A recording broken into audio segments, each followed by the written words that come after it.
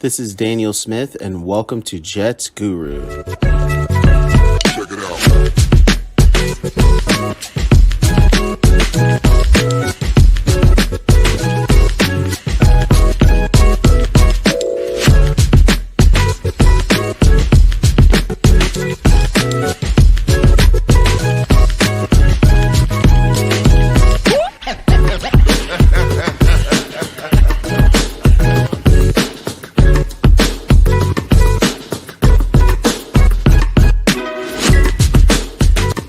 Ten, 10, 9, 8, 7, 6, 5, 4, 3, 2, 1.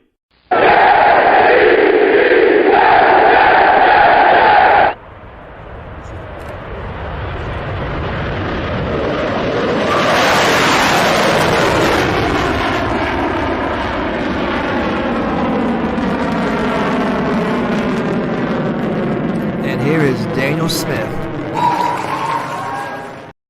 That is me, Guru. Yet another episode. The man with the unlimited eyebrows here for you with another episode. Thank you guys so much. Appreciate all the keep this thing rolling. We're going to keep it going as long as we can. We're going to try to get some more additions to this show as time moves on. The more that you share, the more that I can to this show to other people. And so let's keep it going. Let's see where it goes. And tonight we and to see things, Krista, again. And this is a hole that gets right. It's a hole that got over here. And what's going on, guys? Thank you so much. It's a hole that got overlooked all year, in my opinion, because everybody was so focused on Trevor Lawrence. Everybody was so focused on the quarterback, and it sucked. It was a terrible year. Let's be honest. You know, Sam Darnold was awful. Flacco played better than him. You know, we lost out on Lawrence. We thought we had him. We lost out on him. It's just been a back and forth year, but it looks like the Jets are getting on course again. And, you know, but cornerback is something that gets overlooked. And when you look at this New York Jets roster, Krista, passing league, I mean, this is a place where the Jets have to upgrade, because they're not only do they have to upgrade because they're losing people as well. You know, so they're losing people. They're super green at the position, and this is a passing league, and there's only so much that you could do as a coordinator, right, to hide that. And we saw that with Greg Williams. And for whatever you think Greg Williams is, we do know that he's been in this league for a long time for a reason. He does know how to scheme defenses. He knows how to put packages together, right? That we definitely know that for sure.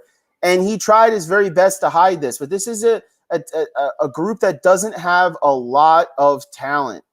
And you look at a guy like Bryce Hall, Krista, and he could get you a little bit excited, but I'm not sure if he's necessarily going to be a number one on this roster moving forward. And so Brian Poole is another guy, and that's Ricky just brought him up. I don't know if he stays for another year. I mean, how much realistically are they going to offer Poole? I'm not sure. I mean, would he deserve it? I mean, he did the year before. He's banged up a little last year, but every time he plays, he's a good corner. But you might need help you need help all across the board. You need linebackers. You need corners. Okay. You need offensive linemen. You possibly need a quarterback. You need a running back. You need another receiver. There's some holes on this team now. Okay. You need a kicker. All right. You need a couple things here.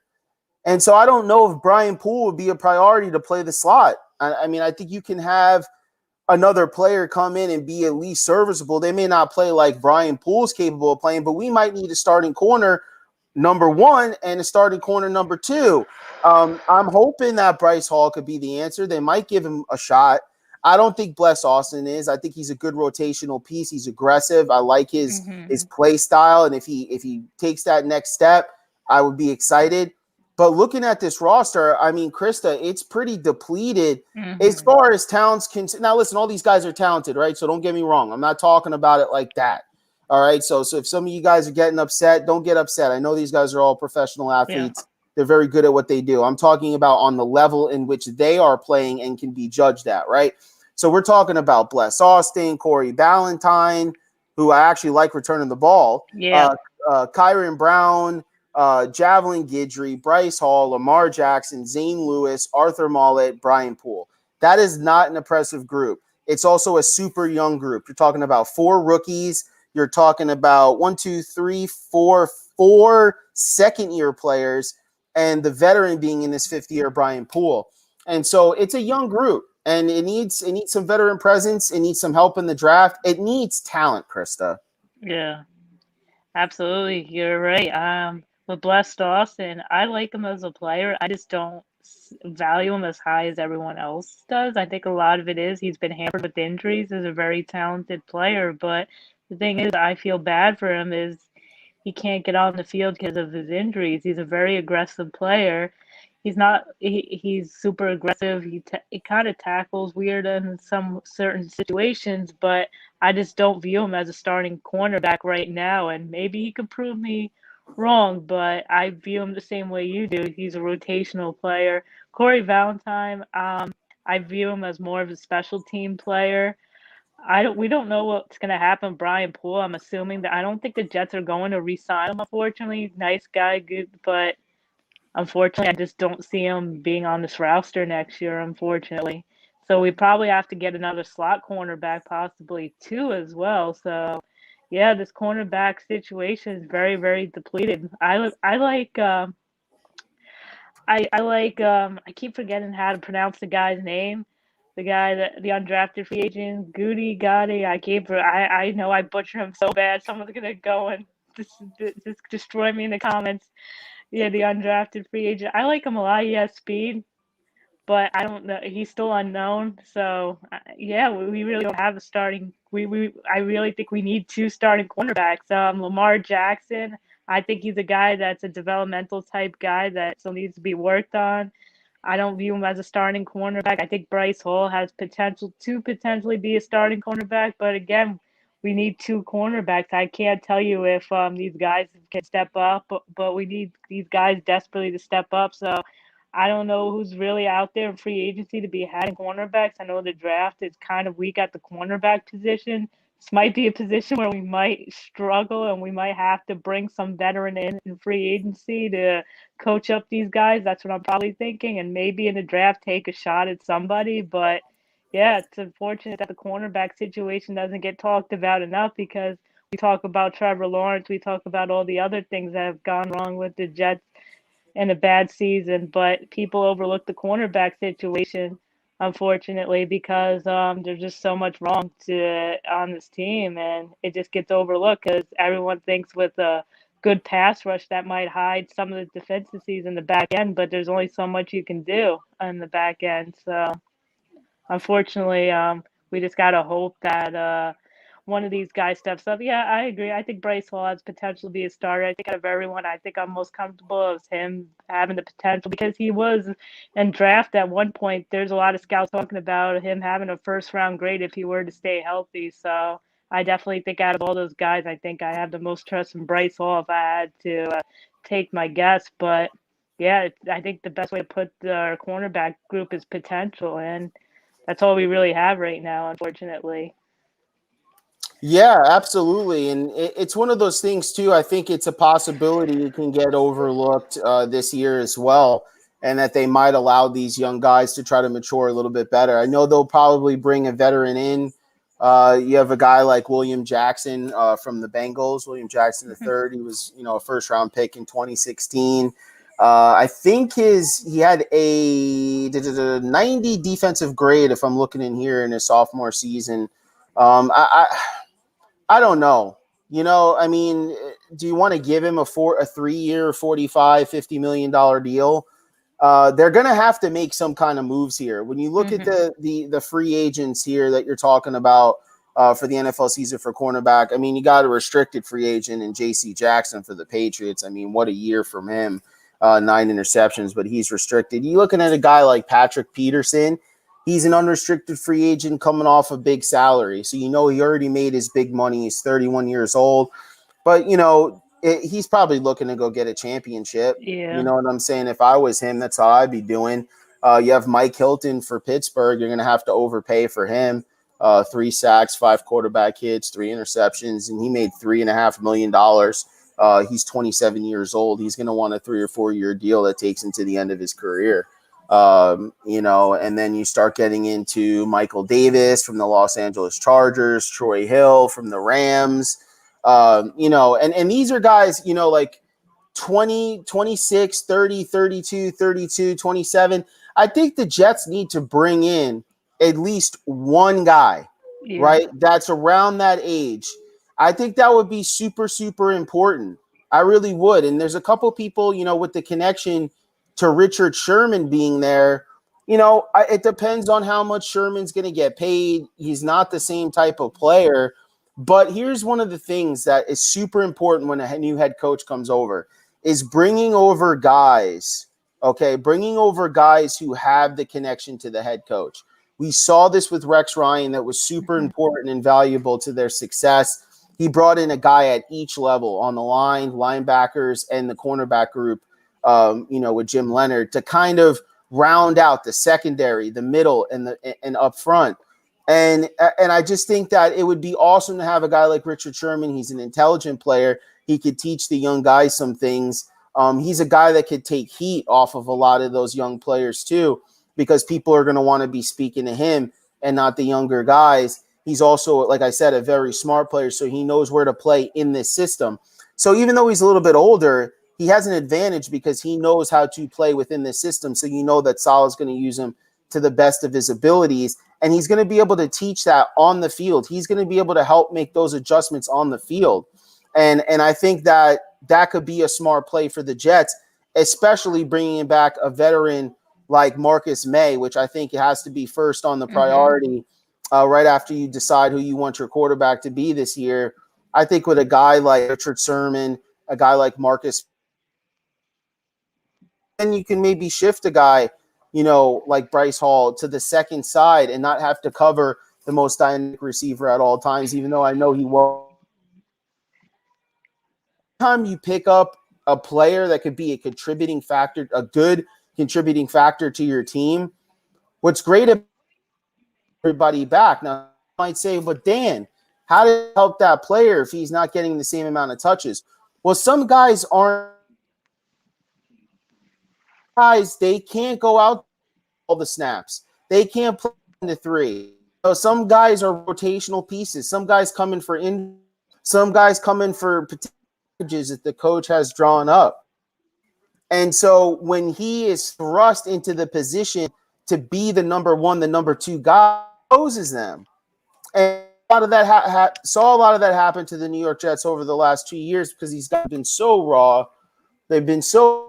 And so it's kind of like so when you bring in a guy that knows how to play the position, and I mean a legit starter,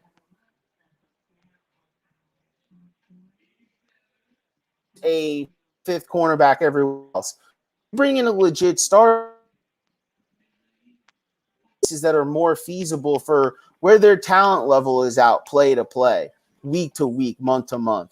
So I think it's really, really important when you're putting together a team that you keep your eye on something like that. Because, again, I know he's 33 years old. I'm not expecting him to be the next coming of Darrelle Revis in his prime. I expect him to bring downboard team from the player side and actually be able to teach and play defense that he's known and has been in for many going back to Seattle. And so I don't know, Chris. Sure. And is there anyone agency that you like that the Jets should go after?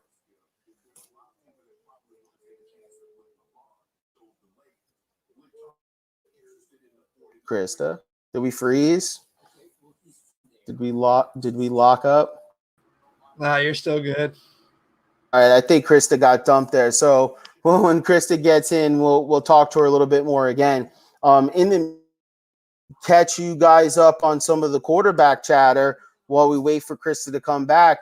I guess the new update. Oh, there she is. Krista, you're back. So how do you feel bring Richard Sherman on board? And what are guys or a guy that you like in free agency that you think the Jets should target?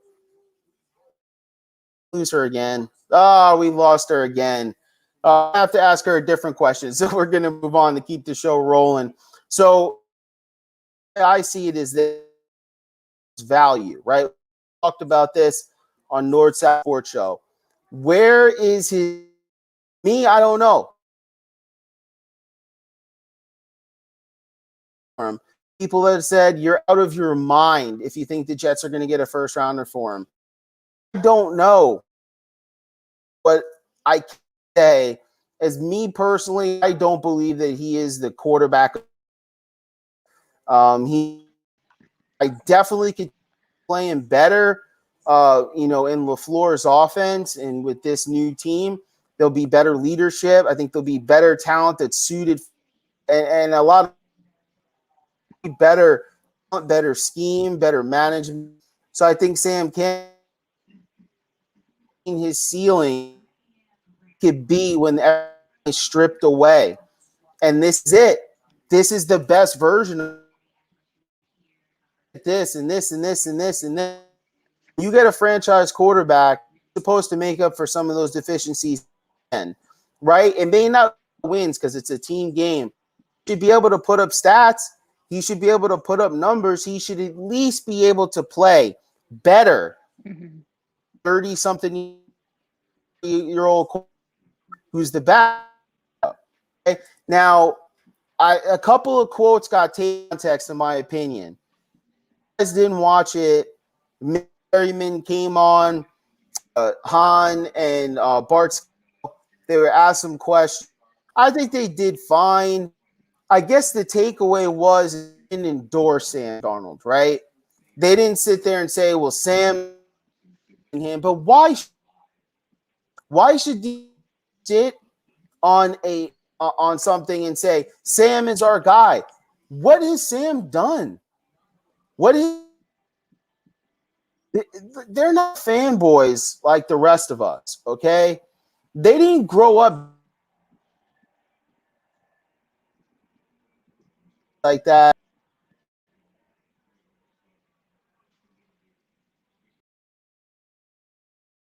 We get kicked out. There we go. Paid a lot of money to do what they, okay? And so they're not going to sit here unless they're with Sam Darnold. I mean, yeah, if they ask him after the game, oh, how do you, they're going to say good words. This is in the offseason. They're asking them questions about routes and different things. They were just being on. And that's why athletes don't do good interviews. And I hate really listening to them. Because if I'm interviewing them, I want to, because that's when you're going to get their best stuff. They can talk it. They can talk about the ins and outs of the game. But if you ask them about drama-fueled questions about a hot topic that you know the quarter to this and this and this, and you're sitting there, oh man, I'm gonna wake up to 8 million calls. And I'm okay, but I'm just not 100% happy. And so then they have to pick it apart, like we saw. It wasn't fair to him in. It wasn't fair, to Mims. Mims was just being honest. He said, I just linked up with Flacco and we just had a connection. Like, hey, that's what he said. That's not me. That is what he said. He said, I had a connection with Flacco. He also said that Flacco throws a really strong football. Whatever, it was just different. I mean, those are very telling quotes. I mean, backup quarterback, a little, and the fact that you said you gelled with him better, which, okay, he won a Super Bowl. He's a veteran quarterback. I can understand, right? But It's very telling, and there's a lot on the line. And we spoke about this before. This is a really important time. The AFC is getting with quarterbacks, with talent, and even in our own division, which could possibly get even stronger if the reports of Deshaun Watson going to the Dolphins have any truth to them. You could be talking about a team that, even if we put together a solid roster, could be the odd man looking out in the AFC. Very, very careful as fans in what we want and what we root for. And we've done it before. And it's tough. And I know questions, and you never want a player to go somewhere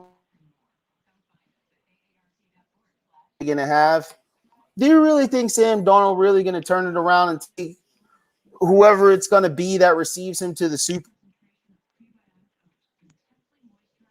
Most likely is either one, losing a very good quarterback, kept them in that position to win, or they don't have a quarterback at all.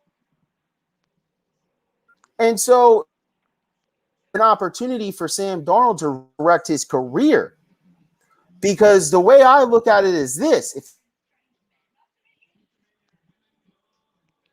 I expect the immediate results from Sam Darnold, don't expect any rookie mistakes. I understand he's going to make credit for those mistakes. Okay, you're talking about a 4-year quarterback. They've seen enough defenses, enough.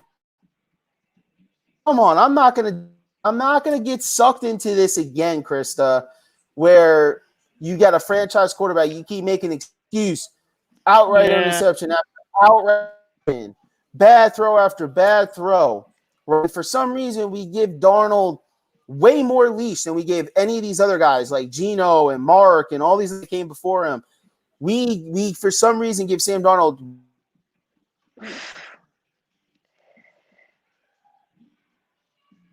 look better than Sam Darnold. Yet here we are defending him to the very end. So again, at the end, right?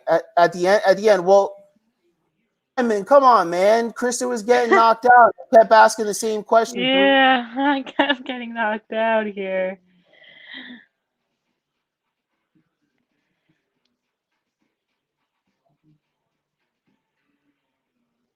They have a really hard decision to make.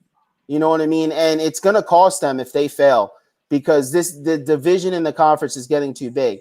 So before Simon loses it, let's get back to the cornerback. So like we were talking about, if Sherman was to join the Jets, how would you feel about that? And is there any free agents that you think that the Jets should target in the cornerback section there?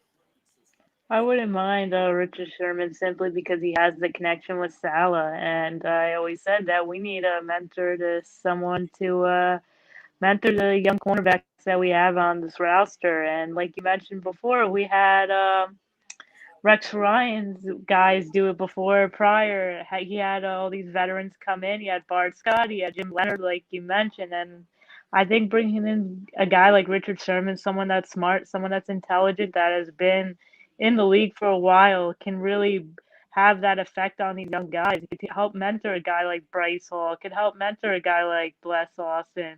Could really help tap into the potential. And I think having a guy like Richard Sherman on the roster can almost have like another coach on the squad, because he's just that smart and that intelligent. Do you ever listen to him talk and speak? You can even tell like how smart and how intelligent he is. And I think he has a lot of wisdom to pass on to these young guys. And I think they would really appreciate what he could really teach them as well. And you mentioned another good point. Like, even though he's 33, he could still play to a certain extent. He could take the heat off the young guys, and that's what we need too. We need someone that can do that and that can help the young guys in that aspect as well. I think having a guy like Richard Sherman, if the price isn't too steep, because I know there might be other teams interested, they might drive up his price. I don't know, but it's the way that Richard Sherman's talking. I think he really likes Salah, and I think he'd really like to come here. I don't know. That's the vibe I'm getting. I'm not speaking for him, but just how he's been talking recently about the Jets, that he has so much respect for Salah. So I think he would want to come here. I think that if the Jets were to offer him a reasonable contract, you probably could get him, unless there's another team outbidding you. But other than that, I'm all for Richard Sherman joining the staff to help I mean, sorry, to join the roster to help the young guys grow. Absolutely. And listen, let's look at the draft a little bit, right? Because Hmm. when you look at the Jets where they draft, this is all going to depend who your quarterback's going to be. Again, this is going to affect even the cornerbacks here, because you start looking at it and you start going, all right, well, if the Jets are getting rid of all their picks, when do they realistically are they able to get a cornerback in the draft? You're talking about maybe the third or fourth round, something like that. So, Krista, is there any cornerbacks in college that you like? Any guys in there that kind of catch your interest where the Jets might be able to pick them, say, anywhere from round 1 to 4? The only guy for me that I really, really like, but the chances of Jets getting him are slim to none because I think the Jets might be picking too high to pick him in the second overall pick because he's not that good, or even with pick 23rd, I don't think he'll be there. But I'm a big fan of. I know a lot of guys are waiting for this. I'm a huge fan of Patrick Surtain. The only problem that I have with Patrick Surtain is I don't know what kind of defense we're gonna run, and he's not the type of guy that you put on man-to-man coverage. He kind of struggles with that, and he's not a guy that you could also put in the slot. He's only an outside type cornerback, so I don't know what type of defense that's gonna how that would affect him. But I really, really like his potential. I really like him. I think he could be a potential number one cornerback if the Jets were to trade out of the number 2 pick and to get a guy like him, because he's able to he's able to go against number one receivers in college, and he did fairly well.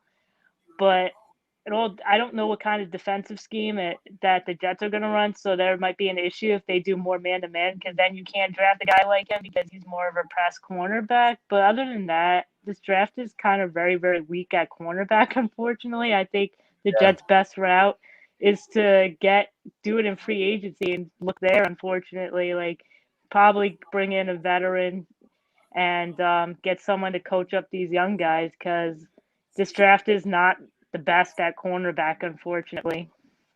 No real blazers too in this class. You look at the league and how it's changing and how you got all these dynamic talents on the outside catching the football. You don't have a lot of dynamic speed. A lot of development has to happen, I think, in the draft. I mean, a guy like Patrick Surtain, it's great to get him, but I mean, if the Jets, they need a back, they need a running back, they need offense.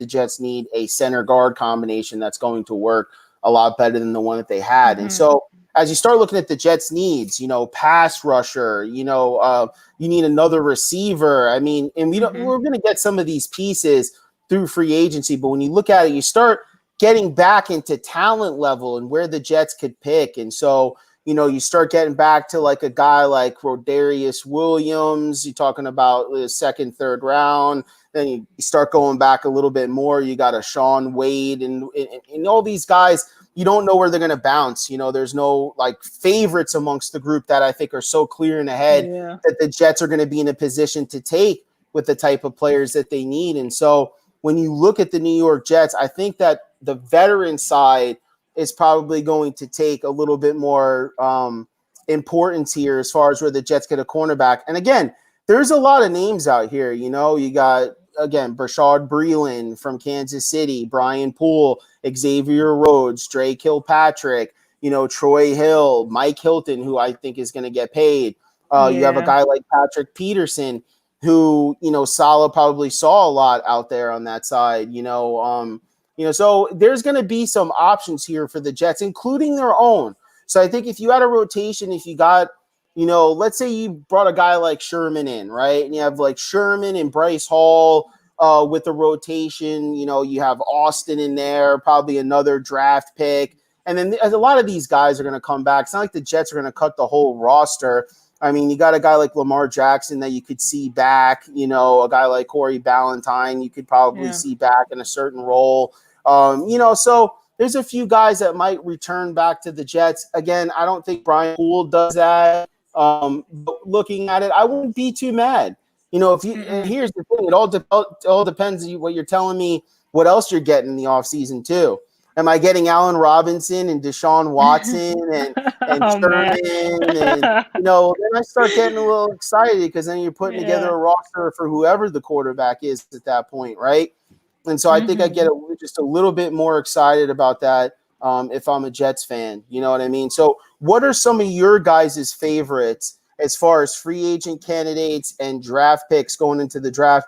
And let's be realistic here because, it's kind of like, oh, who do you like a quarterback? Trevor Lawrence. Like, I'm talking about where the Jets pick. Are there any guys that you think that the Jets should go out and reach up and get for where they're actually picking? And who are some free agents that you guys like? So I'd like to hear what you guys have to say, as we continue the conversation moving forward into the offseason. For some reason, I don't know why we're having so many difficulties with glitching, and it could just be the internet, or whatever. I don't know what's going on. So we're actually going to probably cut this episode fairly short. I don't want to keep doing this and then have an hour-long episode where, half of it or 70% of it is all glitchy or glitched out or whatever. That's not the type of production that, we want to have for you guys. And so we'll keep the conversation going just a little bit longer. And Krista, how would you grade the New York Jets? How would you grade their offseason so far up to date? I know there's a lot that has to happen. I know that,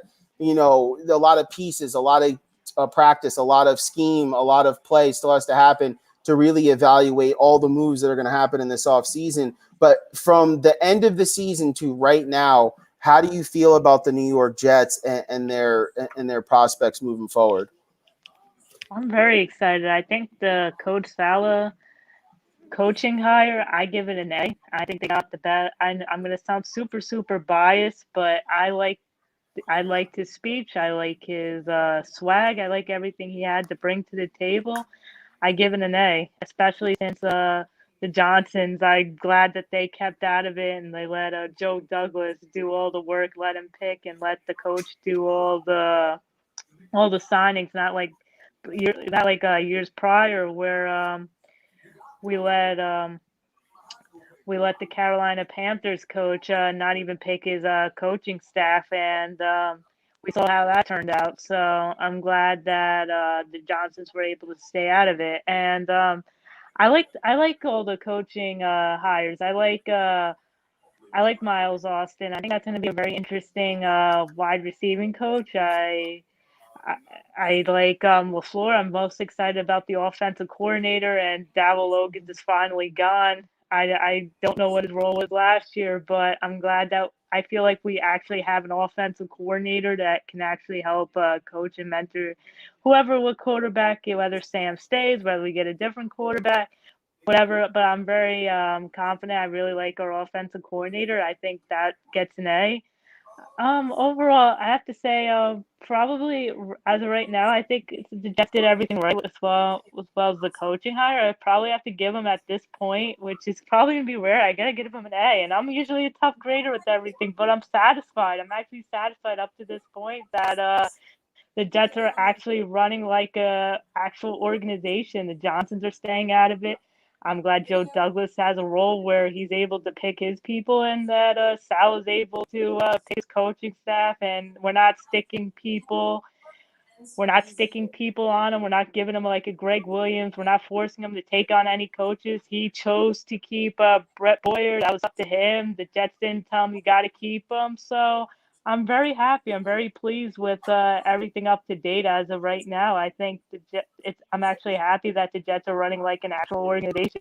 So I got nothing but an A. And I know it's rare from you guys because I'm throwing C's and D's. But yeah, I'm giving them an A up to this point.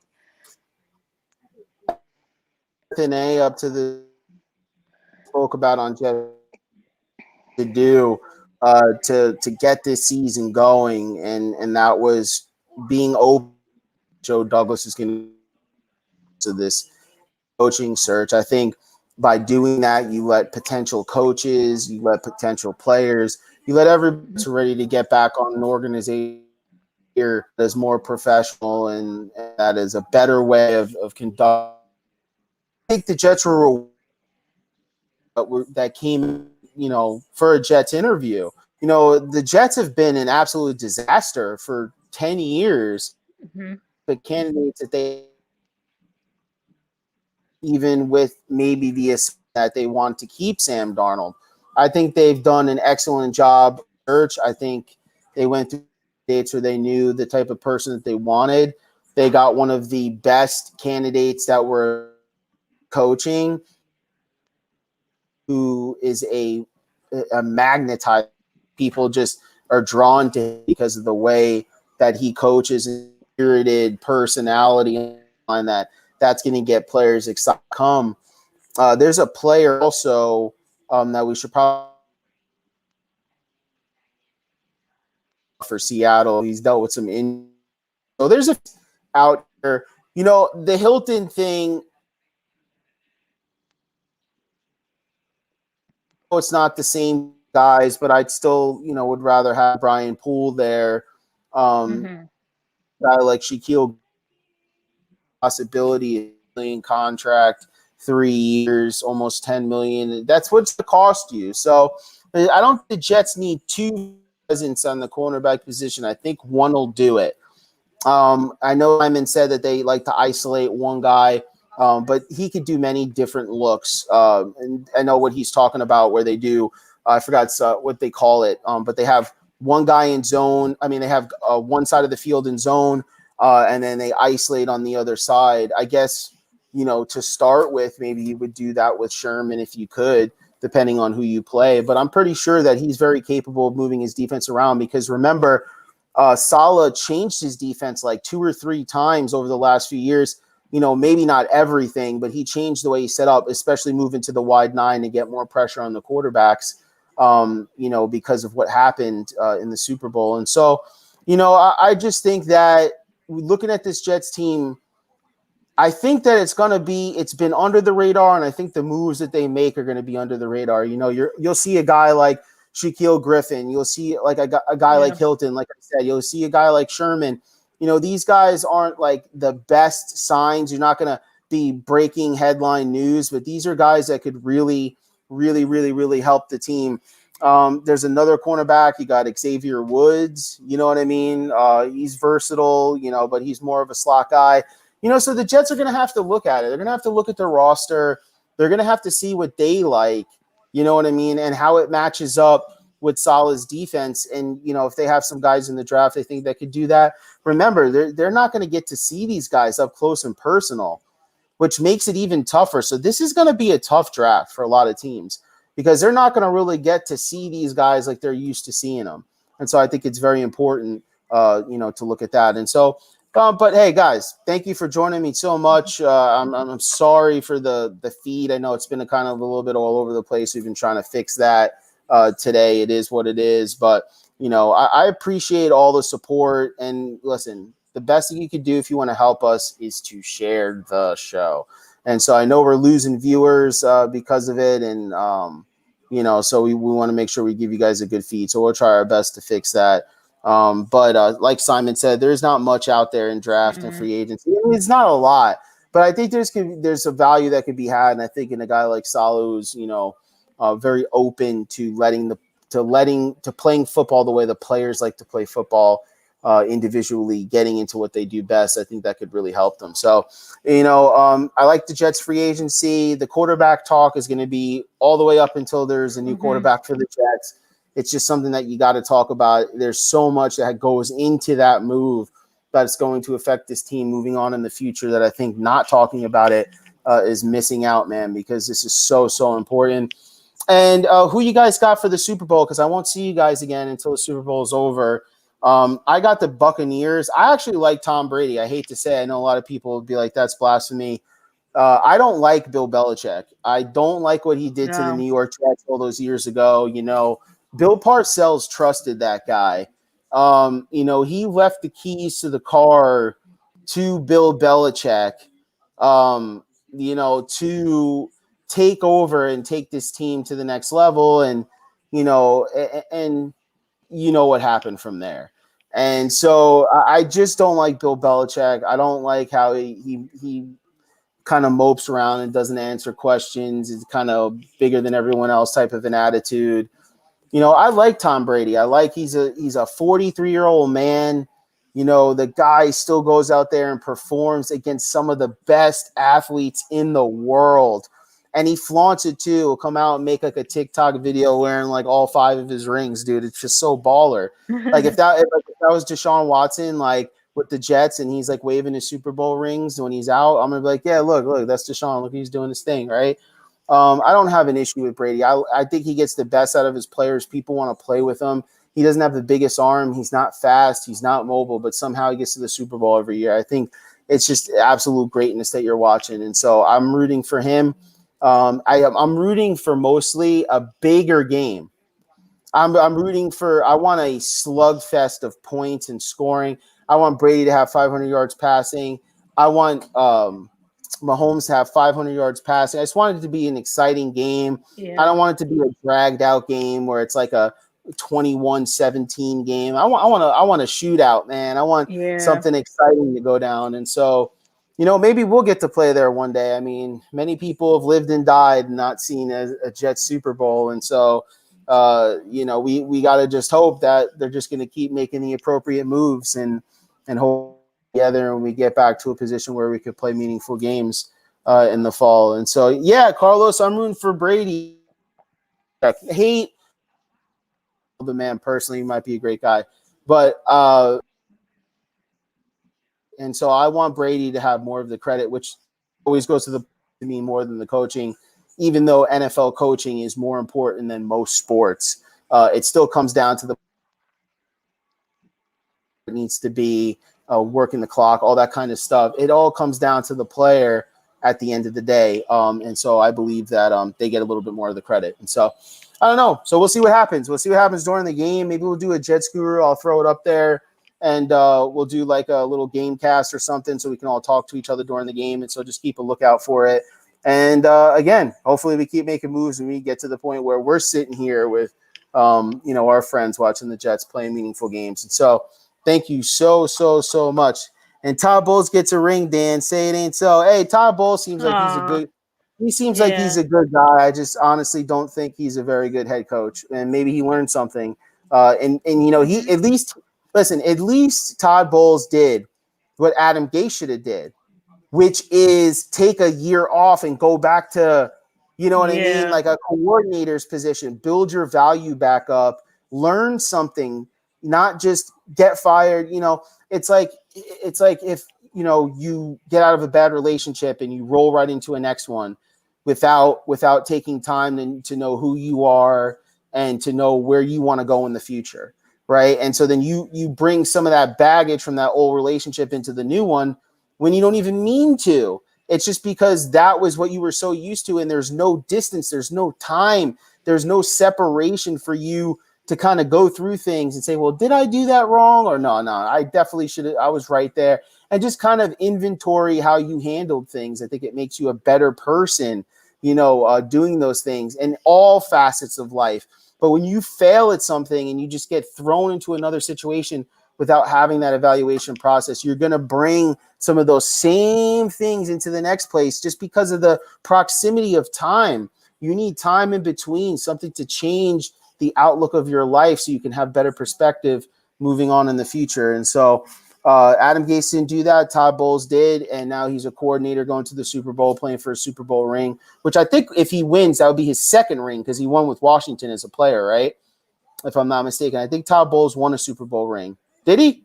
Or did he play in the Super Bowl? One or the other, something like that. So, but good for him. He seems like a good guy. Mm-hmm.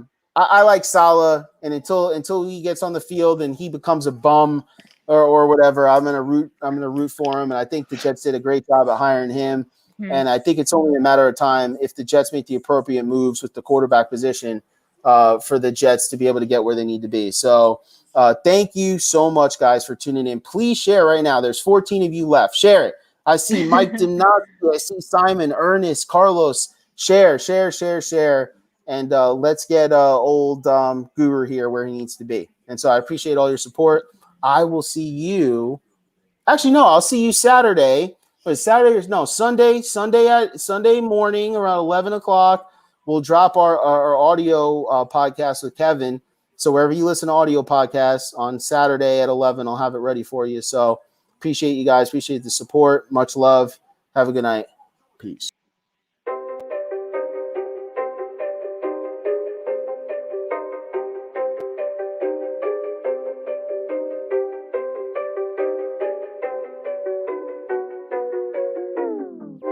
All I hear, go get the money. So I go get it. Hate means I do something right. So I'ma let 'em.